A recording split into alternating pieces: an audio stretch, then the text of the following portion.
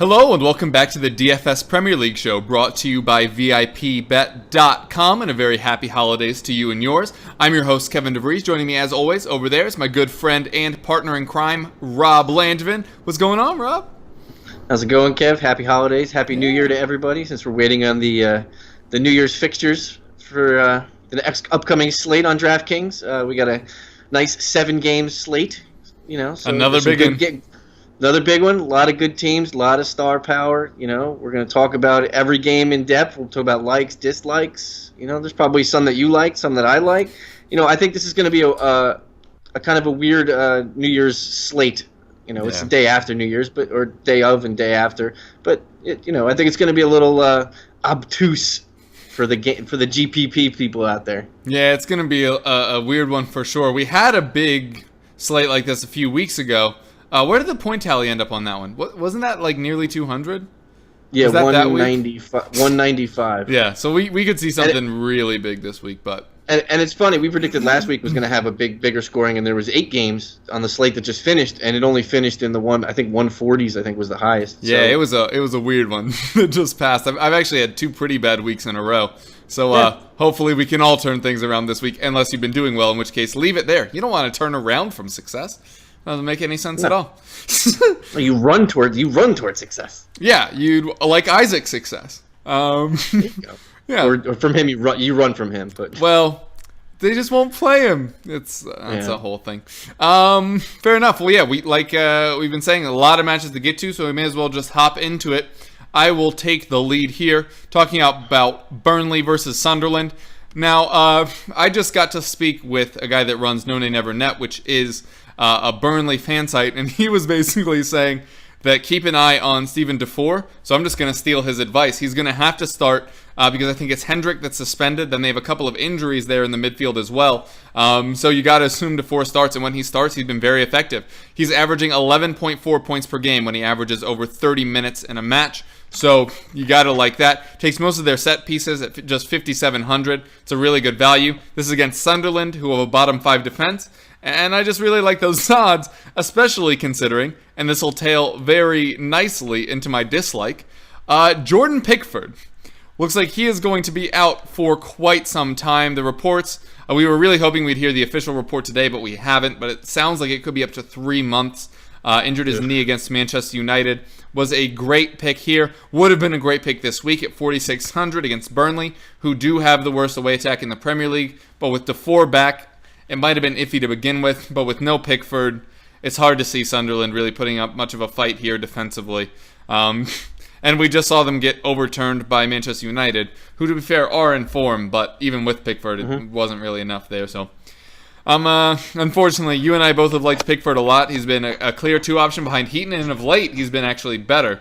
But unfortunately, just can't go with him this week. I think this is the week Burnley turn on maybe a little bit of a way flair. I'm going to say that Burnley win at 2-1. That's a good call. I like that. I think this is going to be definitely a low-scoring affair. Maybe 1-0 is possibly even a possibility. Because Burnley does have a propensity to not go anywhere close to the net and completely vanish from the goal tallies. Sure. Are you going Sunderland 1-0? Yeah, I'll go Sunderland 1-0. Interesting. Fair enough. So those are my guys for that match. We just hit you with our score lines. We'll move quickly on to Chelsea versus Stoke, where Blues fan Rob will talk you through it. Absolutely. I think the spotlight is clearly on the Chelsea forwards here, but I'm going to completely go on the opposite here. And basically, if you're looking for a defensive stack this week, there's one of 2 games I think that is a perfect defensive stack. One of them is this game, and one is the United Middlesbrough game. I like Thibaut Courtois at his price, and I wouldn't pair him with Marcus Alonso. Marcus Alonso was severely over-owned during the week. He only got you 6.3 points last week. I think people were enamored with him taking that free kick, figuring that maybe he would possibly do a little bit more into the offensive build-up. So I'm fading him again on the Chelsea defense, and I'm looking at maybe like a David Luiz or Cahill at their prices, 4,000 and 3,800. To pair him up with Courtois, you get the clean sheet, which is definitely a possibility here. 4 clean sheets in a row. 12 out of the last 14, I believe, have been clean for Chelsea. So, I mean, it's looking pretty good as they're going to keep it that way. On the dislike side, since Chelsea is a good proponent to keep it nice and tidy in the back, I'm going to pick anybody from the front 7 that Stoke rolls out there. You can pick which anybody. Which are going to be random because Mark Hughes has been picking random players. They're going to have a lot of lately. a rotation, yeah. Yeah, I mean, you can pick three. The three I wrote down: Joe Allen, 6,600; Shaqiri, who didn't feature last week, 7,100; and Boyan is 5,900. I know there's a little bit of a differential and a cash savings there for Boyan. He'll probably play in this game because he didn't feature last game. But do you really want to put any offensive firepower against the Chelsea defense where they pretty much sap the value there? I don't think so. They don't do enough off the ball without goals or assists to warrant any kind of gameplay for me. Yeah. I think Chelsea easily walks this game. It's 2-0, 3-0 easy.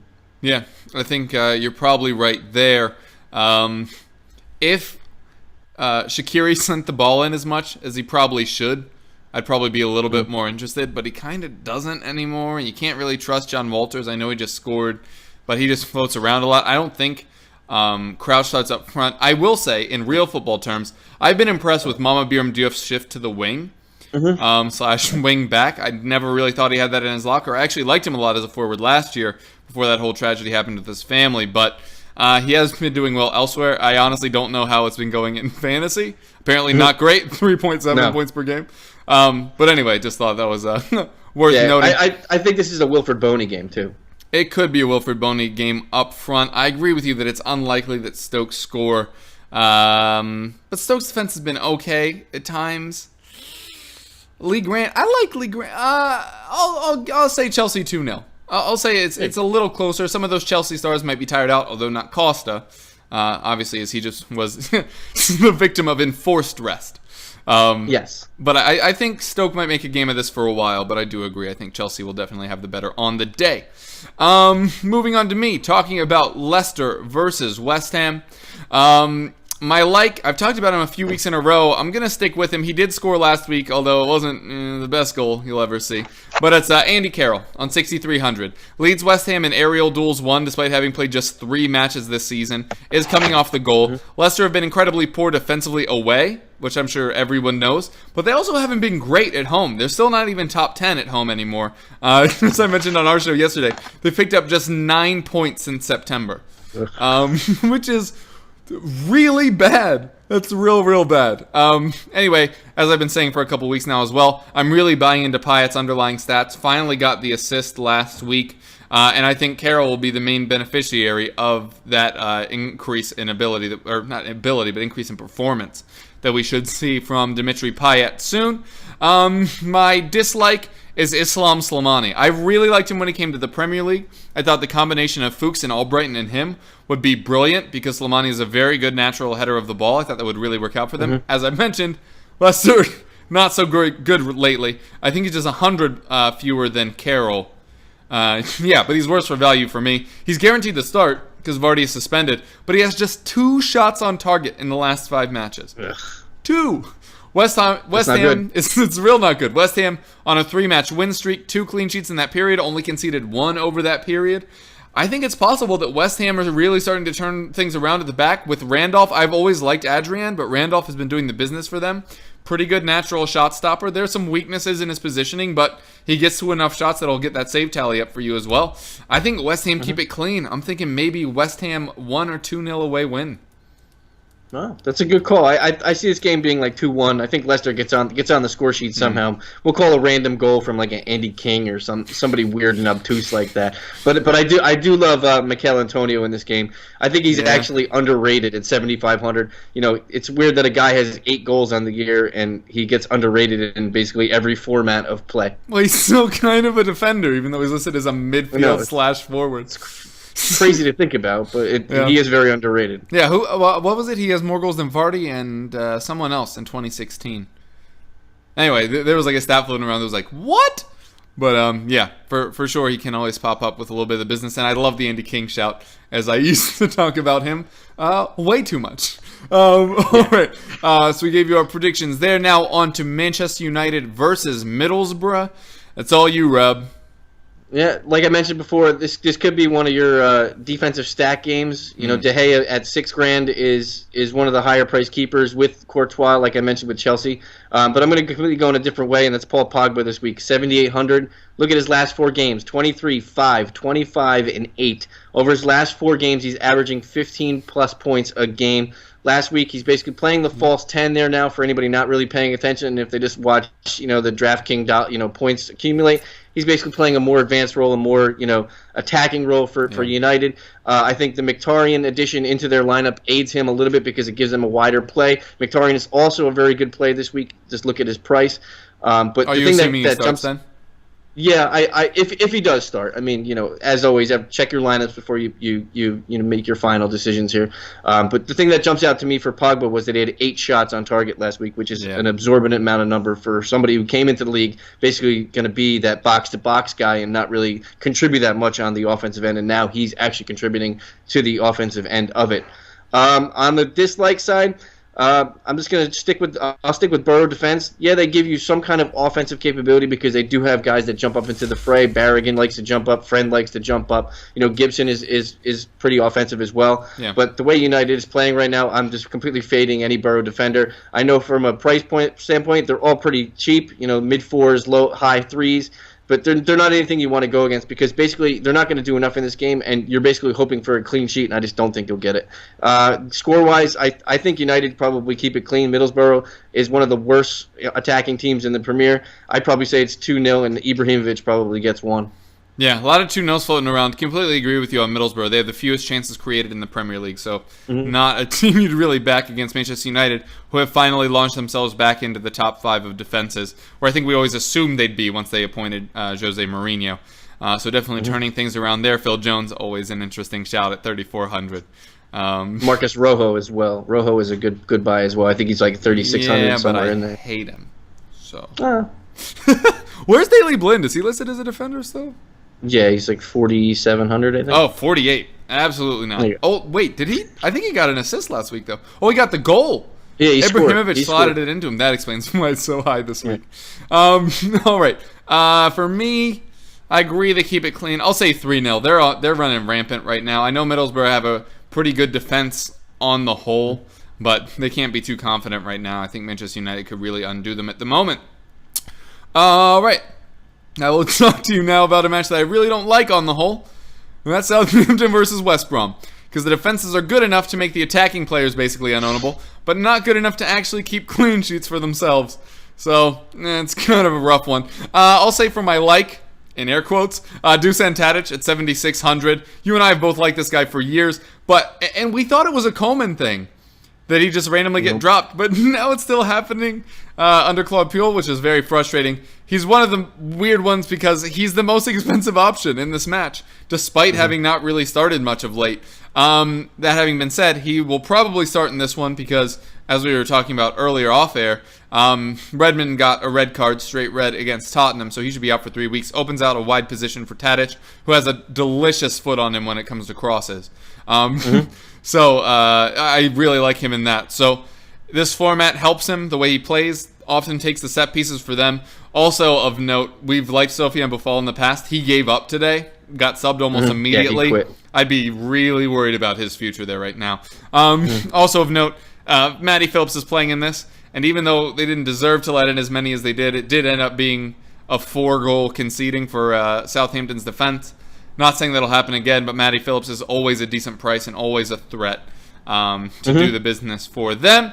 For defenders, I hate all of them. Those are my dislikes. Are all these defenders you can see right now. I think Van Dijk is ownable, as I think McCauley is ownable, both because they're low price and they're both attacking options on set pieces. Both of them can score goals on corners and free kicks, which is the only reason they're on this list. Do not expect any clean sheets from either. It's possible that one of them actually shows up, but that's purely for attacking and cheap value. That I like those two. I think this is going to be the most frustrating 1-1, and hopefully it's not televised. What do you got? I say it's 2. I think 2-1 West. I think 2-1 West Brom in this game. I think Matty Phillips gets 1. I'm still a big believer in the Southampton defense. I just don't. I didn't like what I saw at the end of the game there. Everything got chippy. They kind of gave up. When your offensive player give up, your defense kind of has to work overtime. So it's kind of a bad thing. Yeah. All right, and speaking of matches that hopefully nobody has to watch, we'll come to you talking to us about Swansea versus Bournemouth. Yeah, so everybody's going to look at this game and think it's kind of ugly. I kind of look at it as like a big differential game to me. Swansea's coming into this game without a manager.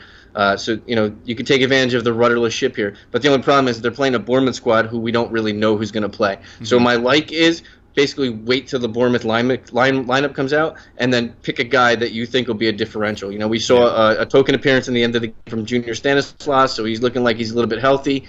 He could be a key factor in this game. But basically, any forward option that you think that you could buy into for Bournemouth would probably be at a value point, because look at all their prices. They're basically in the mid-5s to low 6s, so you're probably going to get some good value there. On the dislikes, basically anybody on Swansea, but do you really want to pay $9,200 for a Gylfi Sigurdsson who's going to have basically pieces that have quit around him? That's the whole thing. Yeah. It's hard to have a star player in a team with a price tag at $9,200 where you don't get any value, because basically they're not going to play around him, or they're not going to have any direction. Yeah. This game could get ugly for Swansea, and this could be a coming out game for Bournemouth. We did see a game last year for Bournemouth where I think they scored 6 goals. This I'm not saying they're going to score 6, but this game could get ugly early and then have Bournemouth coast. I'll say Swansea actually scores because Bournemouth is kind of leaky. Yeah. But how about 3-1 Bournemouth? Yeah, Bournemouth 14th in the league in defense, so it really wouldn't be surprising if Swansea got on the board as well. This could be one of those awful matches we saw earlier. Was that Swansea West Ham? I don't remember. Yeah. But that. No. Oh, Crystal. Oh, wait, that was Crystal Palace. Crystal Palace, 5-4. Yeah. And Bournemouth were in a high-scoring 1-4-3 against Liverpool themselves, so we could see something like that, or it could be super boring, as I said in the lead-in. We'll kind of see on that one, but I agree. Sigurdsson probably too expensive. If Callum Wilson starts, I think he's a really interesting play there for sure. I will wrap things up here with the match previews, talking to you guys about Liverpool versus Manchester City. There are obviously some very big heavy hitters, including, of course, fanfare needed for the return of Sergio Aguero, who is weirdly only at 9,000, which I thought was pretty interesting. Sorry as I scratch my eyeball. But I think that's a very good value. But I also think there's a very, very reasonably priced midfield here on offer. My team, which we'll talk to in a little bit, I have Adam Lallana, who's a monster on form right now. You gotta love what you're seeing from him on 7,400, and Yaya Toure, who looks a little bit like vintage Yaya Toure at just 5,000. Getting them both in there for 12,400. I think both sides score multiple goals. Both of them are pretty significant creators in those teams. And as we have kind of alluded to, there are some big price guys available this week. So having a midfield kind of cheap like that, that's low cost, high upside, I think is very valuable. I realize Lallana isn't the lowest price, but he's putting in the business, and at 7,400, I think that's still a steal for him. Also, kind of like the Callum Wilson thing, I would not be surprised if Daniel Sturridge starts in this match, and if he does, he is a must-own for me. He's looked very good in his substitute appearances, and Manchester City's defense is nothing to believe in. So if Daniel Sturridge starts, I think it's 6,800. If memory is serving me. Yeah, 6,800. All of a sudden, that's somebody that is of very high value. On the other side, we have to have this talk again. I'm sorry to bring it up yet again on the show. But, we have new viewers since then. But James Milner is the most expensive defender this week at 7,400 and is playing in a match that he certainly will not keep a clean sheet in. Are you backing him? Because basically, if you aren't backing him, that means no one should back him. I'm completely staying away from anybody over 6,000. Actually, that's a lie. 6,500, I'll say. How's that? 60. I don't know. What is actually Milner at this week? 7,400. Yeah, no, there's not a chance. I don't think he gets a penalty kick in this game, so I think that saps his value. So there's your go. And if Sturridge plays, he would take the penalties. So an excellent follow-through point on you. I think this one's gonna, again, kind of like the Swansea Bournemouth one. This could go one of two ways, but a lot of times these big, high-profile matches are the ones that actually end up kind of being duds. So I'm not even sure I'd be super surprised by that, but I do think both sides score. I'm going to say 2-2. I think this one could genuinely end in a scored draw, and that would not surprise me one bit. Yeah, there's definitely going to be goals in this game. Let's not kid ourselves and say there isn't, because there's definitely going to be goals. Both teams can attack and can't defend. Yeah, it's a pretty good combination. 2-2 is a good call. 2-2 is a great call. I think that'd probably be. I was going to say 1-1, but I think there's going to be more goals than that. So. Yeah. Fair enough. All right. Well, we kind of talked about it at the beginning of the show. We have seen a very big swing between these big slate days. Where do you think we'll see the prices end up this week? And not prices, the scores.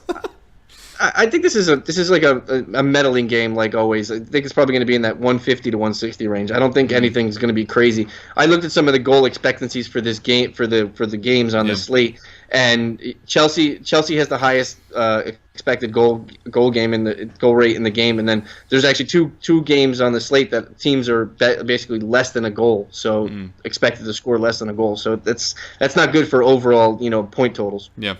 Fair enough. And why don't you walk us through your team, and then I'll queue up mine. Yeah, I just made a bang around team while I was doing some research for all y'all. Like I said, I like the stat. I was making a stack of Chelsea guys or United guys, so I got Courtois and Cahill on goalie and defense. I got Van Aanholt as my other defender. I think Sunderland there's something to exploit about Burnley on defense there. To the midfield, I have Matt Phillips, and then I have a guy I kind of like this week who's kind of a little bit of a differential, and he's cheap, and I didn't mention him when I talked about the matchup, but that's Jack Wilshere. He's playing against Swansea, 4,500. He's playing a little bit in that 10-ish role, not completely a 10, but he's playing in a role there that he's actually active in plays. Yeah, and he's doing some set piece work. So he's somebody I like. For the forwards, I like Mikel Antonio this week, 7,500. Zlatan Ibrahimovic at 9,100. And then the utility, I mentioned that I said I wanted to get a Bournemouth player in there. I put James Jr. Stanislas in there for now. It could be a placeholder based on what their lineup is when it comes out. Yeah. I just realized that I also have Van Aanholt, despite the fact that I mentioned that I think Burnley score in this one. So a little bit of a weird goof for me, trying to get my team in frame here, not being very successful at it. There we go. But Ben Foster at the back, Phil Jones, Patrick Van Aanholt, Lallana and Toure, who I mentioned I think are a very, very good idea in your midfield. Then Sergio Aguero, Eden Hazard, and Andy Carroll up front. As I mentioned, I think Sergio Aguero on 9,000 is... It's kind of like when Kane first came back. Like 9,000 is the cheapest you're ever going to get Aguero, and Liverpool's defense is nothing to be scared of with Mignolet or Karius at the back. So anyway, I like them, and I really like Andy Carroll at the moment. I actually, Rob, this may surprise you, I actually brought him in the official game today to facilitate my Lallana move. I didn't like not Divock Origi, he's fine, I don't think he'll play, but I actually dropped Benteke to upgrade fair to Lallana and brought in Andy Carroll instead. He's going to play. It's going to be an adventure, but this Leicester defense, as I mentioned, not very good. So anyway, in case you guys were wondering if I was putting my money where my mouth is, I certainly have this week. All right, that will do it for us this week. Rob, tell the folks where they can find you. You can find me on Twitter at Smokey_Loogie, or you can find my writings about FPL and transfers and all that good stuff on Razball.com. Yeah, and you can find me on Twitter at Kevroff. You can also listen to us on the FPL Roundtable, which you can find at EPL Roundtable. We also have a Premier League show over there. I usually write for the Eagles Beat with a fantasy preview each week, but I can't write this week because I messed up my finger real bad. But anyway, I'm sure there's plenty of other good stuff. Be sure to check out Rob's stuff, and I'm sure other people can help you out. If you're looking for articles to read. Also, check out allinsportstalk.com. They push out a lot of our stuff, so they're very kind there as well. In the interim, we wish you guys a very happy new year. We're not sure if we're going to be able to get another video to you before that slate. We're going to do our best. We're going to talk to the powers that be about trying to get that to you, but no promises. So in case we don't see you before then, we want to wish you a very happy new year, a very happy 2017, because God knows 2016 wasn't great. But until then, thanks for watching us. We hope all your teams do well at this weekend, but not so well that we don't place in the money.